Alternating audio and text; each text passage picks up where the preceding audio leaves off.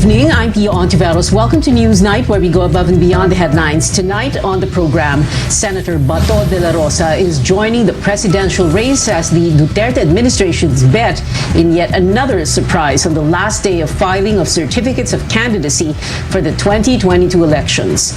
The government eases some quarantine and travel rules as the health department confirms the downward trend in COVID-19 cases is no longer artificial. And a first for the country, the CEO of online news agency Rappler, Maria Ressa, along with a Russian journalist, wins the prestigious Nobel Peace Prize for efforts to safeguard freedom of expression.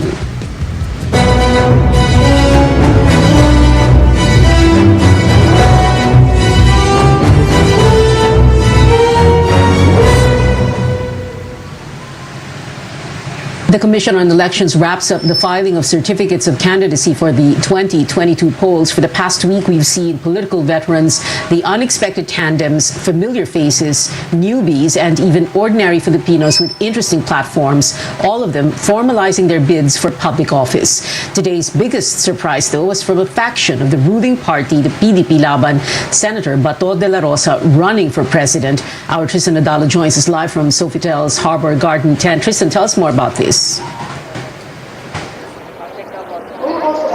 Pia, in what could be a surprise move from PDP Laban Party or faction led by Energy Secretary Alfonso Cusi, Senator Ronald Bato de la Rosa has filed a certificate of candidacy for president. De la Rosa said that he accepted the nomination because the party told him that they could no longer find anyone or a standard bearer who could continue the legacy of President Rodrigo Duterte. De la Rosa, however, said that he is open on the possibility of Davao City Mayor Sara Duterte replacing him. But De la Rosa also defended accusations or claims that he is making a mockery of the election process. Let's listen in. Look like a mockery to you? Huh? Sir, but you say... Do I look like a mockery to you? I won as a senator. Number 5 po ako last election. Also earlier, President Duterte showed his full support to the PDP Laban senatorial slate to file their COCs this afternoon. It includes Chief Presidential Legal Counsel Salvador Panelo, Agrarian Reform Secretary John Castriciones, the ICT Secretary and former Senator Gringo Honasan, Presidential Anti-Corruption Commission Chairman Greco Belgica, and House Deputy Speaker Rodante Marcoleta, as well as Robin Padilla and broadcaster Ray Langit. Mocha Uson also filed their COC for party list representative under MOCA or Mothers for Change party list. The president did not give a speech and immediately left after endorsing and taking photos with the PDP Laban bets. In the meantime, Senator Kiko Pangilinan also filed his COC for vice president this morning. He was accompanied by Vice President Lenny Robredo. Former Ifugao representative and Liberal Party Vice President Teddy Bagilat also filed his COC for senators. Meantime, Senators Win Gatchalian, Laila De Lima, Richard Gordon, and former Vice President Noli De Castro also filed their COCs for senator. The race for party list groups also heats up with star-studded aspirants Nora Honor, Carla Estrada, and party list led by actor Tom Rodriguez filed their COCs. Overall, the Commission on Elections said that the week-long conduct of COC filing nationwide was peaceful, but it ain't over until it's over because the substitution period is still until November 15. Back to you, Pia. Tristan Nadalo there reporting. Davao City Mayor Sara Duterte again rejects calls to run for president. In her latest post on Facebook, the presidential daughter thanks those who expressed their support, but says she is, quote, presenting myself to the Dabaweños as mayor for the third and last time in my life as a politician, unquote. The mayor is also calling on the public to work together for honest, orderly, and credible elections during the week-long filing of COCs in Pasay. Her supporters, donning green, have gathered outside Sofitel's Harbor Garden tent. They include a group of barangay officials from Davao City who flew into Manila earlier this week.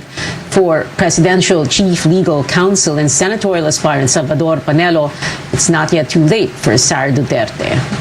And then, lahat nananalangin na dumating siya. Oh, meron pa naman November 15 kung hindi dumating yan.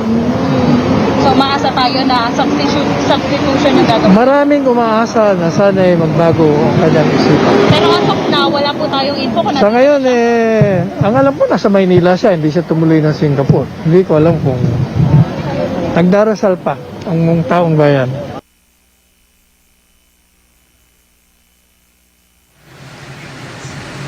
expect surprises or last-minute changes if aspirants make use of the substitution option. Now, how does that work? First, there's what the COMELEC calls voluntary substitution, where an aspirant gives way to a fellow party member. Take President Duterte, for example. He was able to run for the top post in 2016, even if he submitted his COC a month after the deadline. He substituted for party mate Martin Dino. Dino filed his COC as PDP Laban's presidential nominee but withdrew. There is also involuntary substitution, which can be applied if a candidate dies or gets disqualified. A relative who shares the same surname may jump in until noontime of election day. The COMELEC says the substitution option is not available for aspirants running as independents. Analysts believe it is time to scrap the substitution system, describing it as deceptive. There is a November 15 deadline, so names in the ballot will only be finalized after that. You're fooling the people. You're lying to the people. From the very beginning, you already know what you want to do. And then you just pretend that you've changed your mind. The COMELEC says it will issue a tentative list of COC filers this October 29th. Now, the opposition tandem has been revealed. Vice President Leni Robredo picks Senator Francis Kiko Pangilinan as her running mate. But what made her choose Pangilinan, and why is she running as an independent? Our senior correspondent, Anjo Alimario, gives us details. It's official. Vice President Leni Robredo and Senator Francis Pangilinan are the faces of the opposition in next year's elections. Facing the media for the first time, Robredo explained why she chose Pangilinan. Unang-una, matagal na kami magkasangga sa laban. Pangalawa, shared yung aming mga paniniwala, mga prinsipyo, mga aspirations para sa bayan. Paano namin dadalhin yung bayan? Pangilinan turned emotional as he accepted Robredo's challenge. Ang pangarap ko para sa bayan, sana all may trabaho at maayos na kita. Sana all may sapat na pagkain sa mesa. Sana all may bakuna. Sana all ligtas sa sakit. Sana all may sariling tahanan.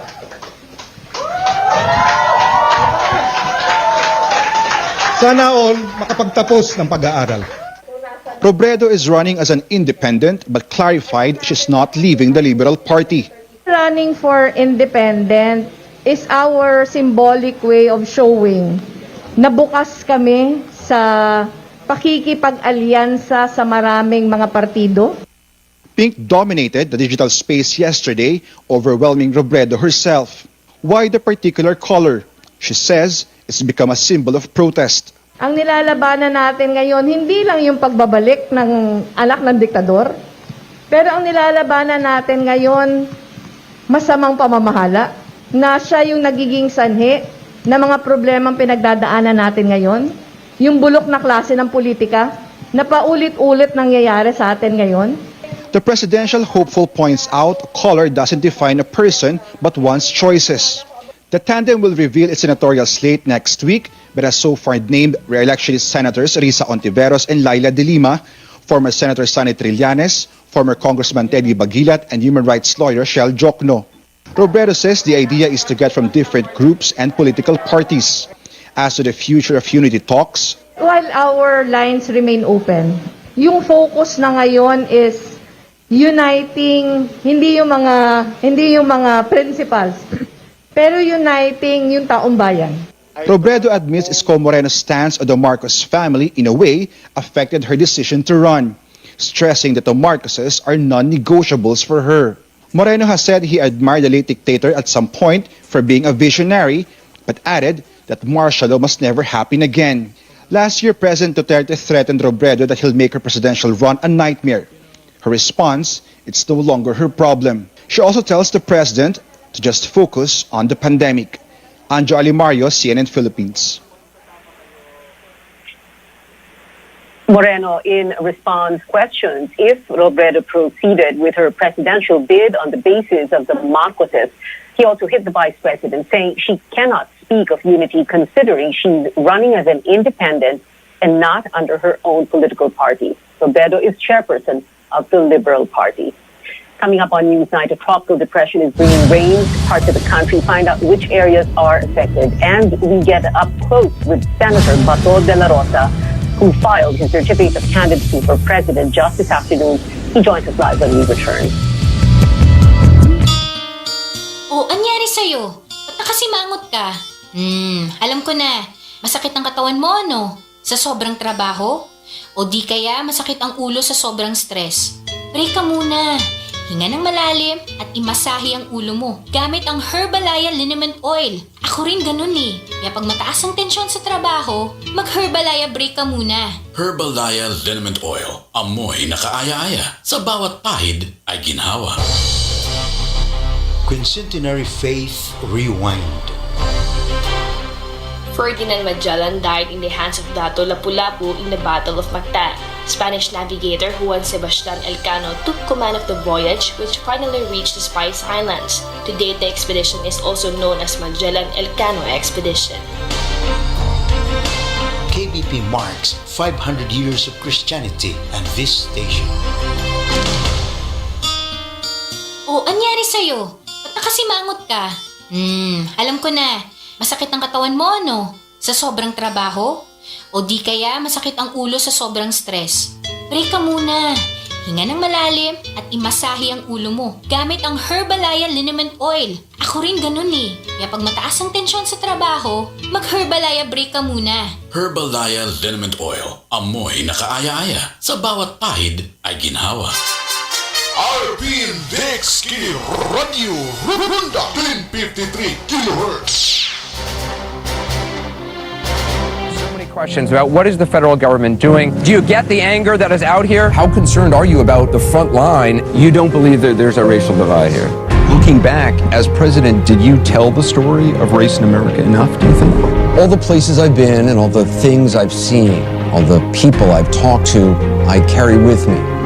They're a part of what I do right here, holding the powerful accountable, keeping them honest. AC 360, Tuesday through Saturday only on CNN.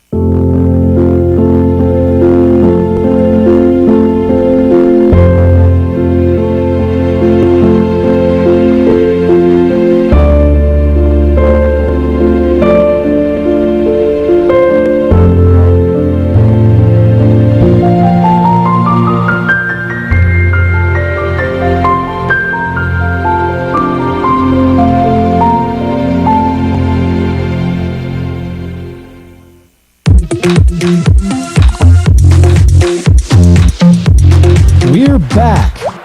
Hell yeah!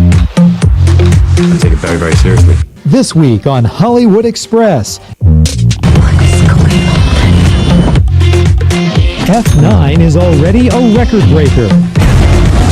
It's very humbling to watch them and be able to take advice from them. A magical reunion is in the works. Every night, we take a hard look at the stories and provide you with multiple points of view from here and around the world. Now, we'll bring you more news you can use from the trading floor and the global markets and bring you more news you can trust in business and finance. Buy, sell, hold on The Final Word, weekdays at 9 p.m. only on CNN Philippines.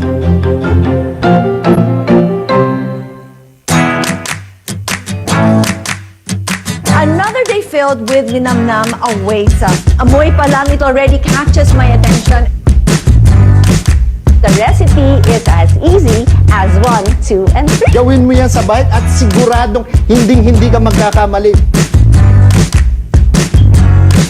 My verdict is wow. I can't wait to serve this to my family. It is so delicious. I'm Christine Jacobs Sandejas, and welcome to Wholesome Meals, Better Life.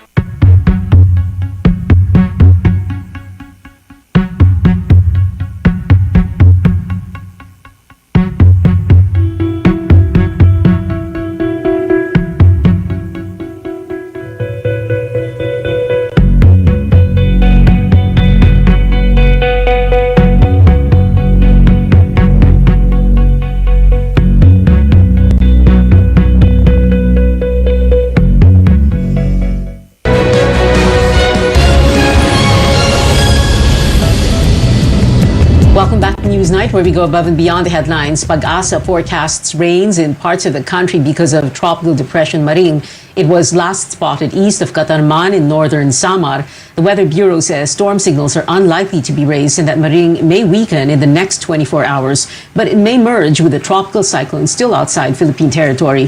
Maring will bring light to moderate with at times heavy rains over Bicol, eastern Visayas, Caraga, Cebu, and Bohol. Moderate to rough seas also expected in those areas. Continuous rains have triggered a landslide in Maasin City in southern Leyte. Clearing operations underway after the landslide damaged a portion of a road in Barangay Hantag.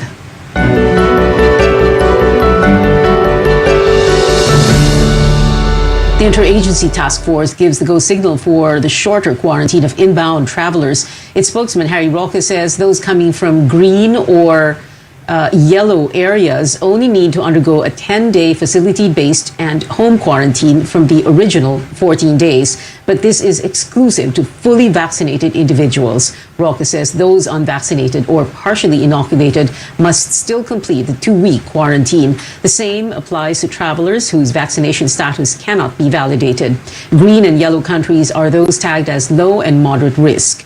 Meanwhile, more people are now permitted to go to areas under the lowest quarantine levels, or GCQ and MGCQ. The IATF says point-to-point interzonal trips will be allowed for the fully inoculated, senior citizens, persons with comorbidities or health risks, and pregnant women. This will also be imposed on individuals below 18, but strict compliance to health protocols must be observed. Now, the health department says the downward trend in COVID-19 cases is no longer artificial, citing the decrease in positivity and hospitalization rates. But it notes that the Cordilleras, Ilocos, and Cagayan Valley remain at high risk, and that cases in Bicol, Mimaropa, and the Zamboanga Peninsula are increasing. Meanwhile, the Food and Drug Administration says there is still no need for booster shots for now, citing data on breakthrough infections. Carolyn Bonkin tells us more. Over 2.5 million Moderna and AstraZeneca COVID-19 vaccines were added to the country's supply Friday. Much needed as the government moves to vaccinating the general population, including those aged 12 to 17. We are allocating more or less 45,000 to 50,000 muna initially for the pilot. But none is reserved yet for booster shots. On Wednesday, the vaccine czar hinted on giving health workers booster shots anytime between November and January. But Health and Food and Drug Administration officials are on the same page. It's not yet time for booster shots. Wala naman tayong nakikita na nagwe-wane yung protection ng mga vaccine, no? Wala naman tayong nakikitang pagdami ng nagkakaroon ng breakthrough infections through time. Napag-aralan na po ng ating mga eksperto itong booster doses or third doses. Nakita po dito sa mga pag-aaral na sinagawa na wala pa hong sapat na ebidensya para magbigay tayo ng third doses sa ngayon. FDA's latest data show breakthrough infections account for less than 1% of the fully vaccinated. 516 COVID cases and 14 deaths out of 20 million. Majority had Sinovac and are age 18 to 39. Kaya yung nakikita rin naman natin breakthrough infection, reflected din naman no, on the proportion ng vaccines. Walang namamatay dito sa 18 to 39 age group ng mga vaccinated. Kahit 5% lamang yung senior citizens na nagkakaroon ng as percentage of the breakthrough infections, all the deaths are almost coming from the senior citizens. This is only based on community reports to the FDA. Breakthrough infection refers to COVID infection 2 weeks after a person completed the vaccination. The health department says it also did a survey among 10,000 health workers. While 90% wanted a booster, only half are willing to take it without experts' recommendation. Hindi sarado ang ating, hindi tayo sarado sa booster. We also would like to recommend that, but we need to complete the evidence. Several countries like the US already give booster to people with compromised immune system. There were already reports of waning efficacy of vaccines like Sinovac, Pfizer, and AstraZeneca at about 6 months. If that's really the case, infectious diseases expert Dr. Regine Solante tells CNN Philippines there could be an uptick on breakthrough infections by the end of the year. Caroline Bonkin, CNN Philippines. Government officials are upbeat on the continuous arrival of COVID-19 vaccines. The vaccine SAR says the country is receiving about 1.4 million doses every day. Officials are urging local governments to encourage constituents to take the vaccine. Here's what Carlito Galvez had to say about calls to let LGUs purchase their COVID-19 shots directly from manufacturers. Dapat malaman ng LGU, we have enough vaccine. Hindi na kailangan bumili. Bumili na lang sila ng syringes, yung tuberculin syringes. Kasi bumabaha na yung vaccine natin, bakit pa tayo bibili? Makukuha tayo niyan. Ang ano natin, tsaka unang-una, walang manufacturer na gusto na diretsyo. Gusto nila yun sa gobyerno kasi mas mabilis. Ang ano natin siguro, magkaroon tayo ng programa, maybe 2022. Pero sa ngayon, marami na po tayong vaccine. 33 million ang nasa stockpile natin, nasa warehouses ng LGUs at ng CHD. Galvez adds he's hoping that half of the population will be vaccinated by the end of the year. A big step towards COVID-19 vaccines for younger children in the United States. Pfizer seeks emergency use approval from regulators to administer shots to kids aged 5 to 11 years old. CNN's Mandy Gaither has more in today's Health Minute. If authorized, it would be the first COVID-19 vaccine for younger children. Pfizer officially applying for emergency use authorization for kids ages 5 to 11. This is an important development. The FDA has scheduled time to review the Pfizer data October 26th. That would be followed by consideration by the CDC. While it's still unclear how long a decision may take, here was the timeline for adults. Pfizer applied for an EUA on November 20th, 2020. It was authorized December 11th. We are ready. We have the supply. We're working with states to set up convenient locations for parents and kids to get vaccinated, including pediatricians' offices and community sites. Pfizer says in trials, more than 2,200 children were given 1/3 of the dose adults get. The company found its vaccine safe and generated a robust antibody response. But officials know they're continuing to contend with vaccine hesitancy. I would anticipate that as parents and their children have questions of their pediatricians and other local health professionals, and they get those questions answered, that more and more parents and kids will want their kids to get vaccinated. For Health Minute, I'm Mandy Gaither.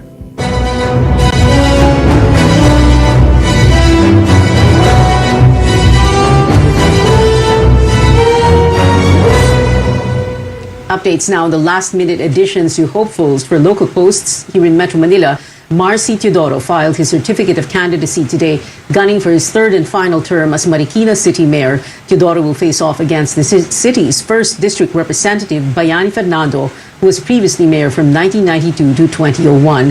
The two were once longtime allies, but their cooperation turned sour when Teodoro complained of Fernando's encroachment in a portion of Marikina River that the former believes contributes to flooding in the city.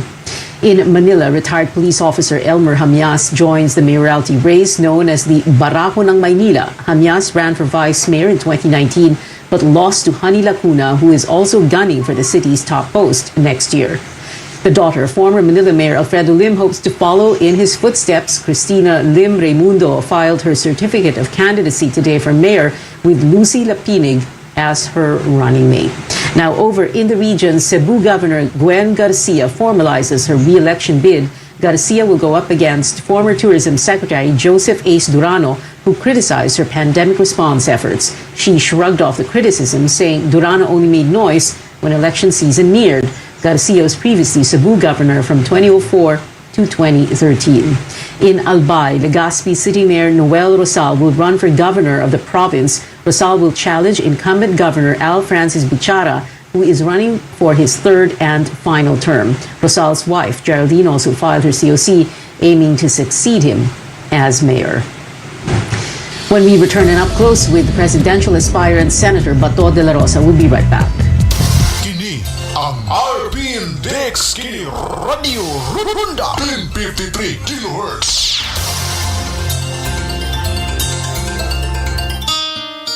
Oh, anyari sa'yo? Ba't nakasimangot ka? Alam ko na. Masakit ang katawan mo, no? Sa sobrang trabaho? O di kaya masakit ang ulo sa sobrang stress? Break ka muna. Hinga ng malalim at imasahe ang ulo mo gamit ang Herbalaya Liniment Oil. Ako rin ganun eh. Kaya pag mataas ang tensyon sa trabaho, mag-Herbalaya break ka muna. Herbalaya Liniment Oil. Amoy na kaaya-aya. Sa bawat pahid ay ginhawa. Quincentenary Faith Rewind. The image of Santo Niño may have come from Michelin Flanders, now part of Belgium. There are surviving images that resemble the one in Cebu from 16th century Flanders. King Charles I of Spain grew in Flanders and must have obtained and given images of the Santo Niño for the expedition. KBP marks 500 years of Christianity and this station. Buhagay sa Radyo Ronda. Matag adlawng Sabado. Buhagay sa Radyo Ronda. Ang Buhagay sa Radyo Ronda inyo nang mabati matag Sabado alas 6 hangtod alas 10 sa buntag.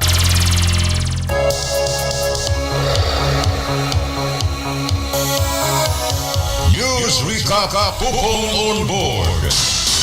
Pangitabo sa tulo ka distrito sa Zamboanga del Norte. Kalambuan sa politika. Showbiz o agrikultura. News Recap Pupong on board.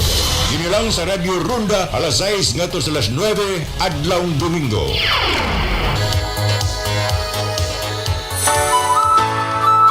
Taytayan sa paglaom. Taytayan sa paglaom. Mga higala, kumusta? Ani ana ang tulumanon? Taytayan sa The paglaom. last day of the filing of COCs, De La Rosa will be running under the ruling party, PDP Laban. He now joins us live for Up Close. Good evening, Senator Bato, and thank you very much for joining us, sir. Nagulat naman po kami sa inyo para po kayong, for lack of a better comparison, para po kayong Jack in the Box. Biglang lumabas kayo ng ganon. Nakakagulat naman. Well, diskarte yan, Pia. Para pag maaga ka kasi mag-announce, Diskarte. sisirain ka kaagad. Kaya, tama yung last minute na okay. pag-file natin. Oo, so parang diskarte na surprise. Pero sir, last minute na pag-file, tapos sabi nyo, hindi na, parang nga hindi ma-transmit, malaman ng ibang tao. Pero last minute din po ba yung decision na mag-file kayo? Kasi nga, walang nag-file this morning na isang nagngangalang Sara Duterte. Ganun po ba?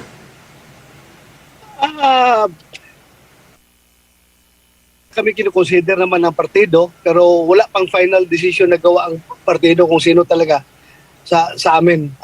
Kinukonsider na kami noon pa.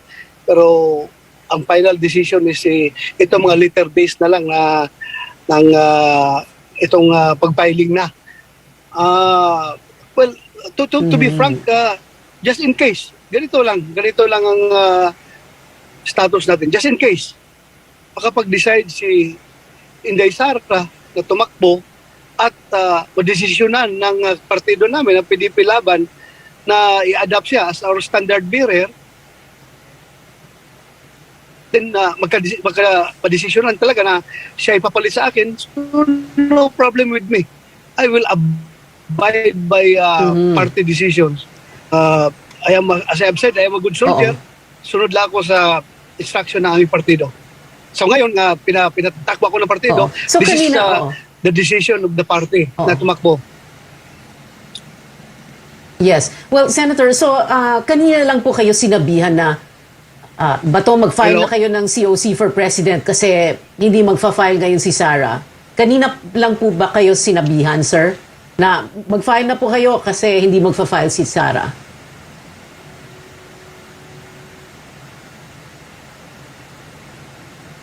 To be frank, Senator Bato? Hindi naman kanina lang. May mga usapan na kami kung pwedeng ako ang tumakbo as standard bearer ng aming partido. Hindi naman right away, kanina lang. Okay. Pero sir, ang problema lang po, paano po yung rules on substitution? Because ang kailangan po ata, miyembro din ng partido. Si Mayor Sara ba is a member of the PDP Laban? Hindi po ba siya ay miyembro and, a leader of the hugpong ng pagbabago? And if that is the case, paano po yon? Paano po siya magsa-substitute for you if, like you said, you're standing in there and if she decides na gusto niya tumakbo, you will step aside. So how is that going to happen kung hindi po siya member ng PDP Laban? May proseso naman na gagawin niya, no? But again, mahirap pangunahan si Mayor Inday. Depende nga kung gusto niyang tumakbo under the PDP Laban Party. At kung gusto man talaga niya at madesisyonan ng aming partido na siya ay adapt as our standard bearer, pwede naman siyang mag-take out kaagad-agad at bibigyan ng kuna, then pwede siyang tumakbo.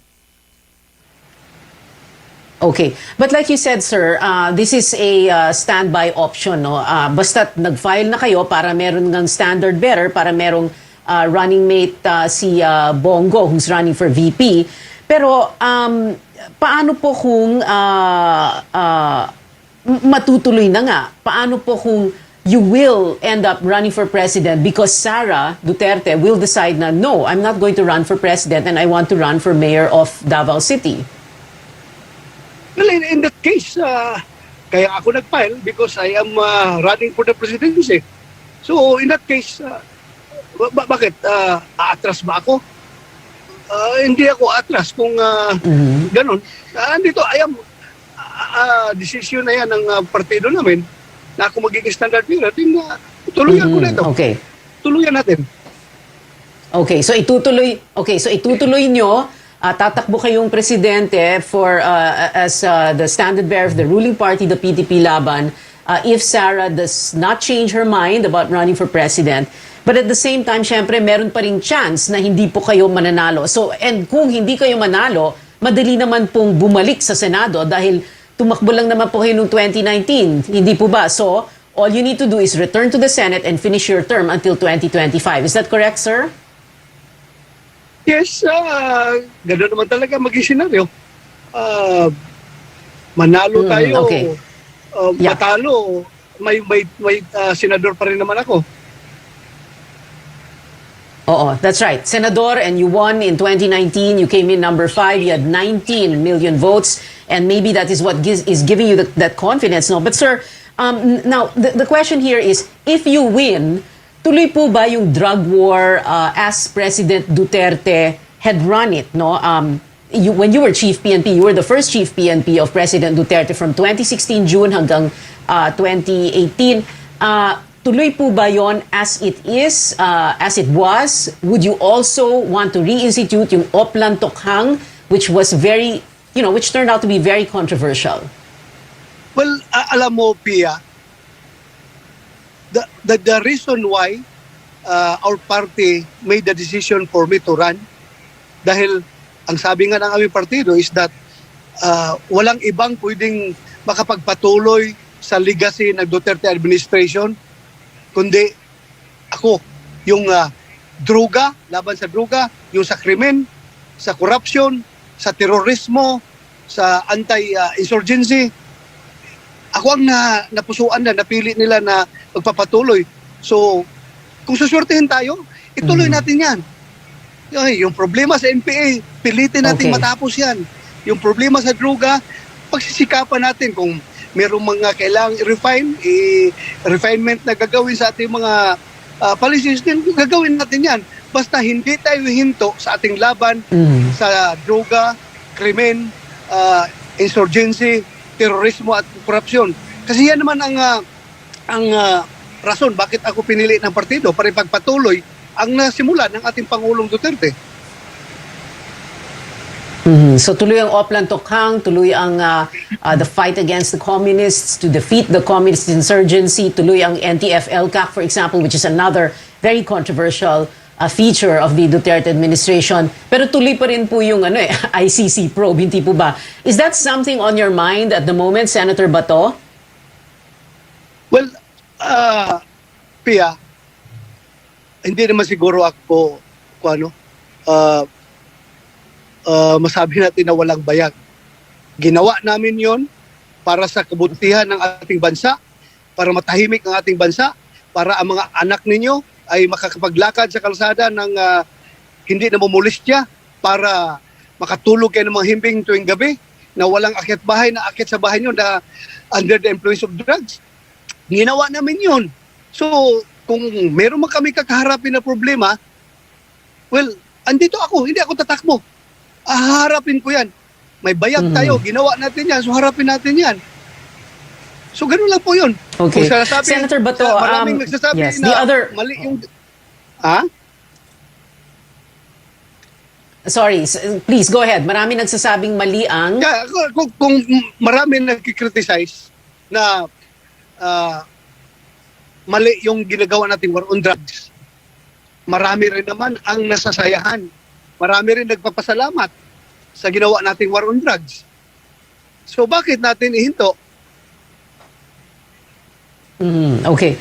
Well, Senator Bato, of course, bukod sa malaking problema sa drugs, sa drug war, sa Oplan Tokhang, meron pang isa pa pong napakalaking problema, sir, and I hope you can still hear me, yung pandemic. No? But we're going to continue this discussion in just a bit. Babalikan po natin si Senator Bato de la Rosa after the break. We'll be right back.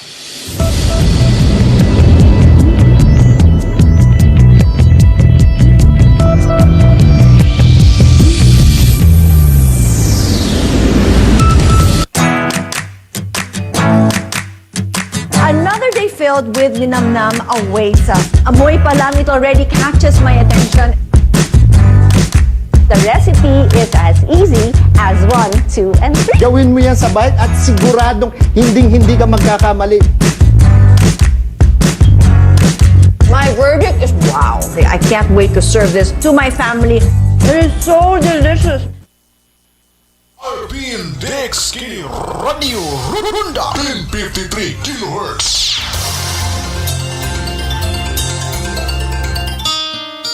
O, anyari sa'yo? Ba't nakasimangot ka? Alam ko na. Masakit ang katawan mo, ano? Sa sobrang trabaho? O di kaya masakit ang ulo sa sobrang stress? Break ka muna.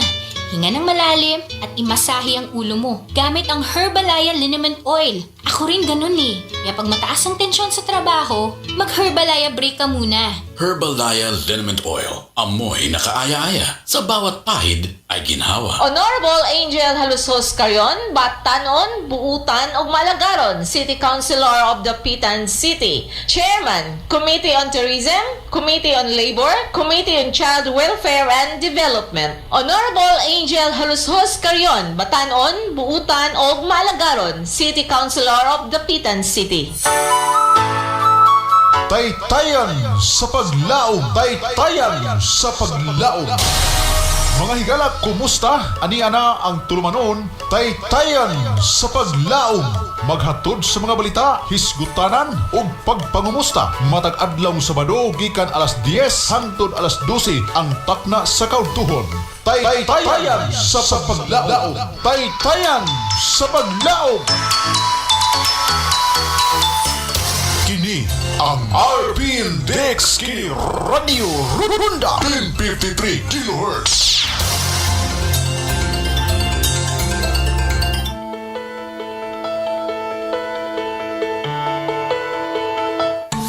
Many of us have heard about ADHD, Attention Deficit Hyperactivity Disorder. Initially first diagnosed in childhood, but it can last into adulthood. It's a mental health condition that affects a person's ability to focus, sit still, and control impulsive behaviors. As a result, one's quality of life can be affected. But with proper education, treatment, and support, adults living with it can manage and thrive. On the program today, we'll discuss how to diagnose ADHD, its misconceptions, and how to manage it. I'm Dr. Freddy Gomez, and this is MedTalk Health Talk only on CNN Philippines.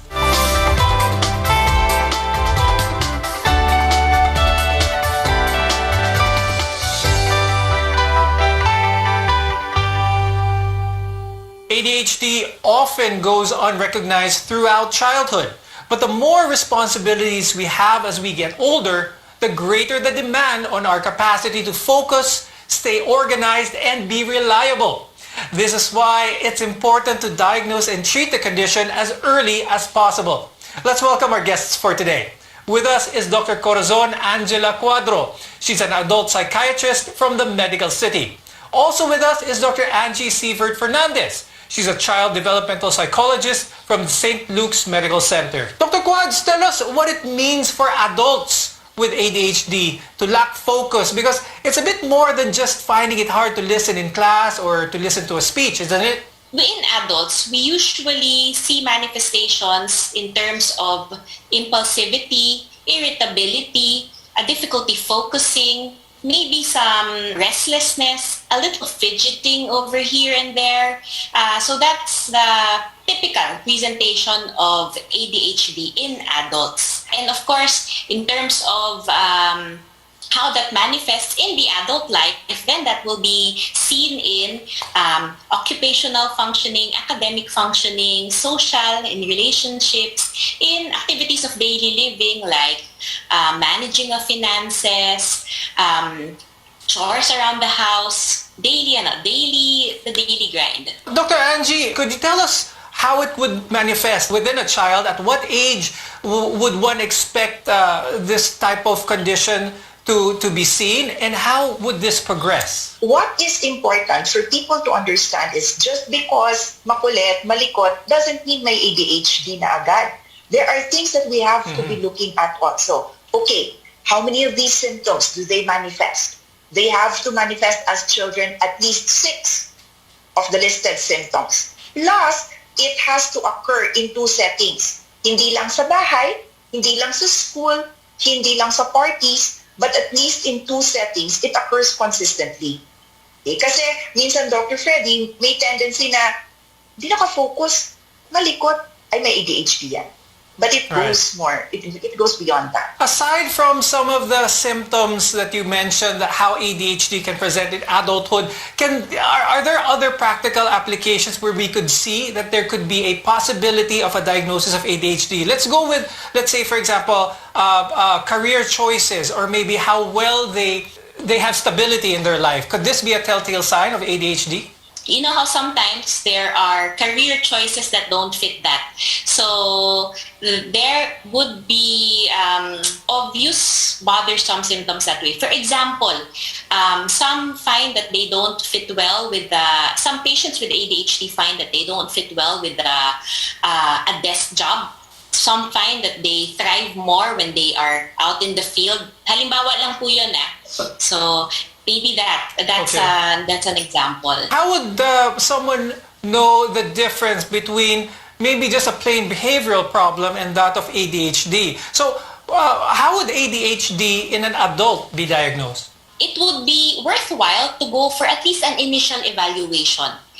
Say with your trusted psychologist, psychiatrist, family doctors. You know what we work with often? School guidance counselors, college or university faculty or administrators, and human resource staff, because they do pick up some of the possible symptoms that would warrant at least an initial evaluation or screening. What are some of these factors kaya that could affect someone to develop ADHD early on? The research will tell us that genetics might be is a factor. There's a genetic link when it comes to ADHD. There are, let's say, associations, causal associations, we call it. Like, for example, maybe between alcohol use during pregnancy and all of these things, or premature birth, or exposure to lead paint in childhood. These are some things that may be causal, but are not definite yet. And when it comes to managing or lessening the exacerbations of the symptoms, Dr. Angie, would you say that it is somewhat more beneficial if the ADHD was spotted earlier? It's always best to diagnose it early. It's always best for early intervention to be provided to our children, because when the people involved in the care of the child have a better understanding that this is something the child has no control over, then it changes the way they relate to the child. Okay, and then it also teaches the child, when you catch it early, you can also make the child be aware of what What are the difficulties that he is experiencing? What are these? You can tell them directly what they are. Then you can help the child manage it. Ang nangyayari kasi, Dr. Freddy, and over the years of, working with children with ADHD, there can be damage done over the years if this is not caught early. So for example, sasabihin, kulit-kulit, nakakainis talaga, hindi marunong sumunod, interrupt. And so the child gets name-called, the child gets ostracized. It can affect relationships. So imagine the impact of that on the child. If the child just thinks, siguro magulo lang ako, kung hindi niya alam. So there can be repercussions when it is diagnosed at a later age, and also because interventions are not provided. Now, symptoms of ADHD can make life difficult for the adults living with the condition. We'll discuss these challenges after a short break. Stay with us on MEDTALK Health Talk. You're watching CNN Philippines.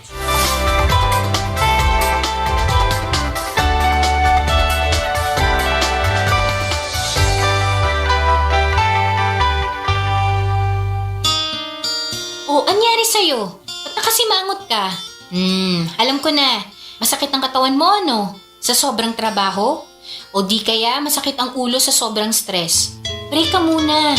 Hinga ng malalim at imasahe ang ulo mo gamit ang Herbalaya Liniment Oil. Ako rin ganun eh. Kaya pag mataas ang tensyon sa trabaho, mag-Herbalaya break ka muna. Herbalaya Liniment Oil. Amoy na kaaya-aya. Sa bawat pahid ay ginhawa. Sa panahon ng pandemyang ito, mahalagang manatili tayong physically at mentally healthy. Kung ikaw ay may karamdaman ng takot, pagkabahala at pangamba, kausapin natin ang ating mga mahal sa buhay at ituon natin ang ating atensyon sa mga bagay na makatutulong sa ating kalusugan. Maaari ring sumangguni sa 1553-0917-899, usap 8727 o 027989, usap 8727. Mental health ay pangalagaan. Tara, usap tayo, kaibigan.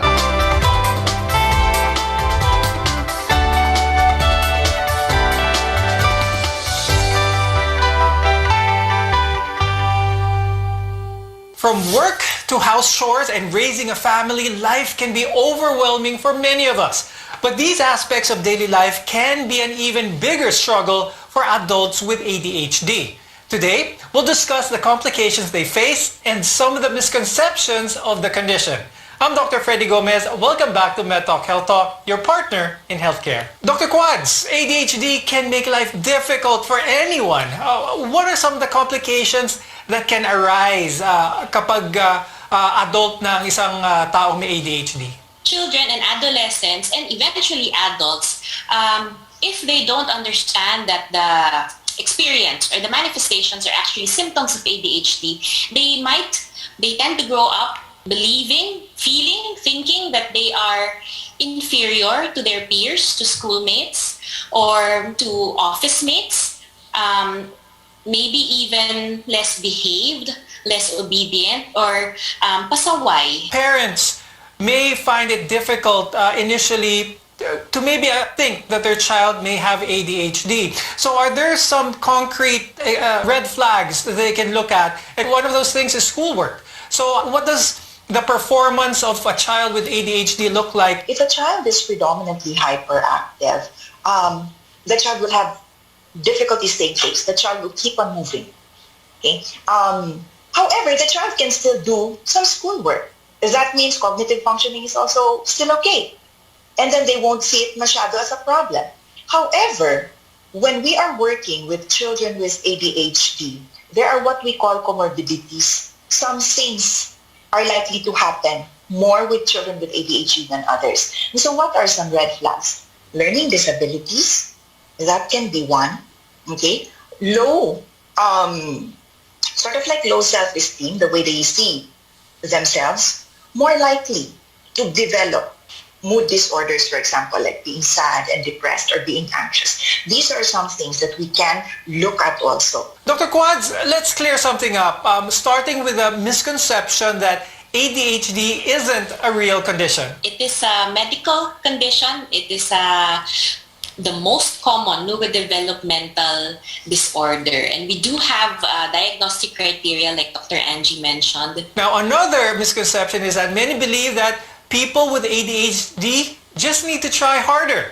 They think that because those with ADHD can hyper-focus on their interests, they can do so with other tasks if they really wanted to.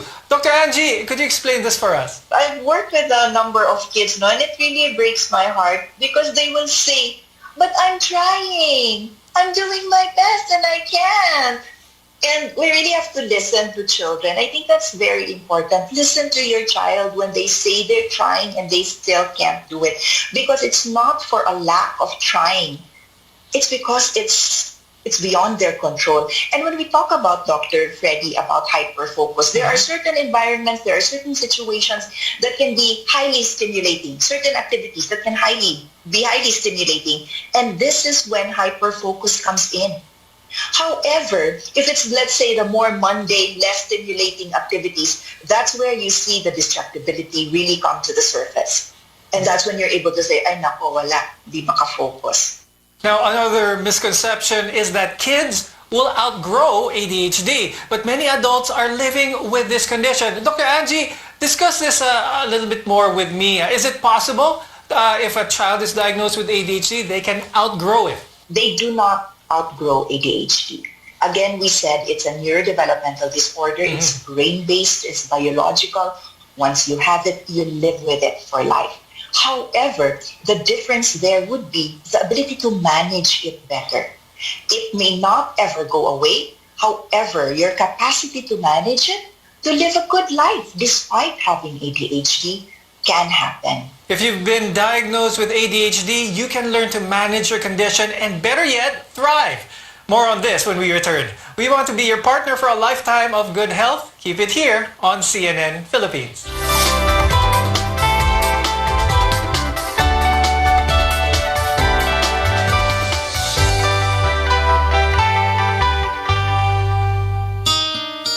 Oh, anyari sa'yo? Ba't nakasimangot ka?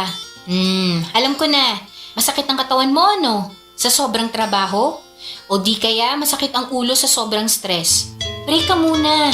Hinga ng malalim at imasahe ang ulo mo gamit ang Herbalaya Liniment Oil. Ako rin ganun eh. Kaya pag mataas ang tensyon sa trabaho, mag-Herbalaya break ka muna. Herbalaya Liniment Oil. Amoy na kaaya-aya. Sa bawat pahid ay ginhawa. Dapitan City Councilor Jezebel Bing Balisado, konsihal sa Dakbayan sa Dapitan nga dali duulon og maabibihon sa iyang mga katawhan. Konsihal Bing Balisado maluluyon og matinabangon sa tanang higayon. Konsihal Bing Balisado sa Dakbayan sa Dapitan.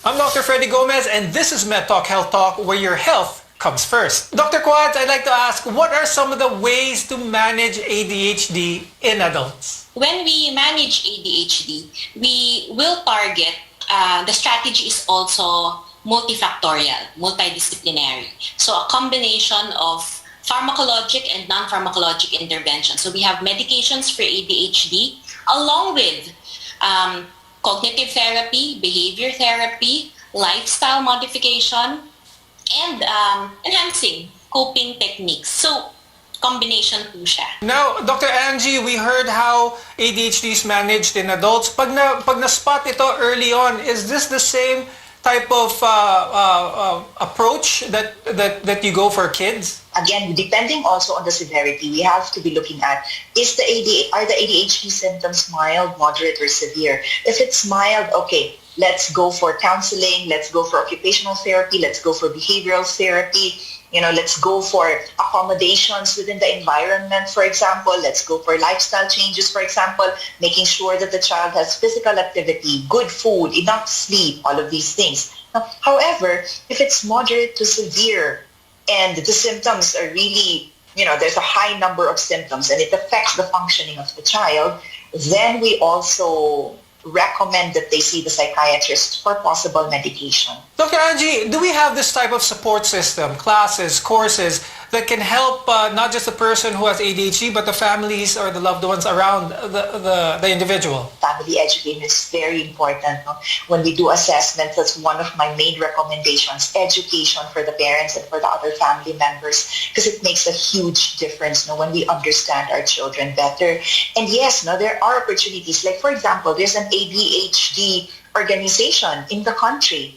And then they have webinars, they have education opportunities for parents, for children, and for siblings, even for teachers and caregivers, other caregivers. So that's possible. Psychological organizations, education organizations, or even medical associations, you know, or centers in hospitals, they have all of these trainings, conferences, and talks for parents that can educate parents.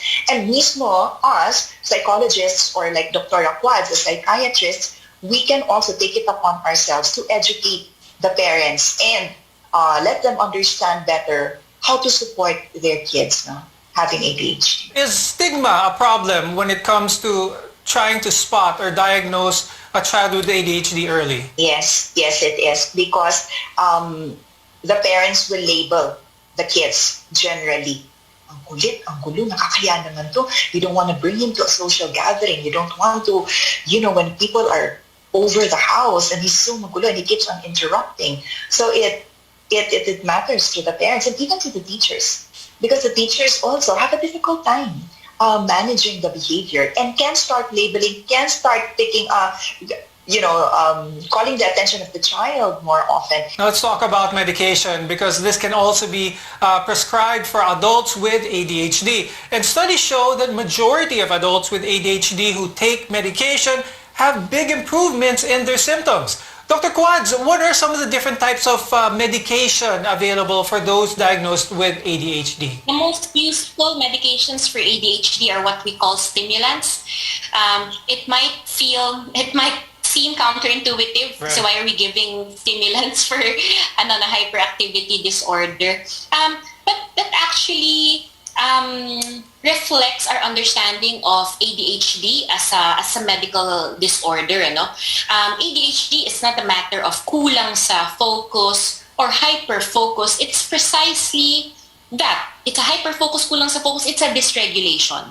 Okay, or an irritability, yung likot. So generally, it's a problem with the regulation. So accordingly, in terms of medications, our stimulant medications or ADHD medications in general target to help regulate those cognitive functioning. Dr. Quads, are there any significant side effects that viewers should be wary about when it comes to medications for ADHD? So you could imagine something like a caffeine effect, palpitations, some disturbance with appetite. Okay, but other than that, I would like to take this chance to address the most frequent concern with ADHD medication, which is are ADHD medications habit forming or addictive?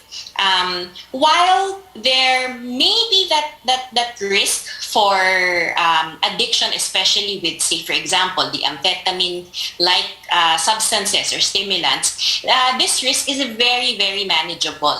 Okay, especially because we work closely now with our patients, or our families work closely together.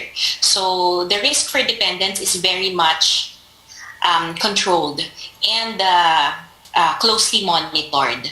But I'd like to just remind our viewers that no two adults with ADHD are the same. So don't think that the medication for one, what is prescribed for one, would work on someone else with ADHD. So the take home from this is work with your doctor to find a treatment plan that suits you best, whether it be medication, therapeutic, or a combination of both. Dr. Angie, before we go, do you have any additional tips for managing ADHD? One of the most important for me, is looking at the child as a child. First and foremost, he is a child. ADHD is just a condition. So he's a child with ADHD. And he is also struggling. He is trying. He's having a difficult time. And what we need to do is understand, listen, and support our children the best way possible. And we can do this by seeking help if we are unable to do it ourselves at home. And Dr. Quads, any advice for those adults who may have or who do have ADHD? What we aim to do is to streamline management per patient. And that's what health education or psychoeducation with the family also targets to do. We want to streamline and as best we can tailor fit the management for each individual with ADHD. I'd like to thank adult psychiatrist Dr. Corazon Angela Cuadro and child psychologist Dr. Angie Sievert Fernandez for guiding us on today's episode. I'm Dr. Freddy Gomez and we'll see you again next time. Stay safe, everyone.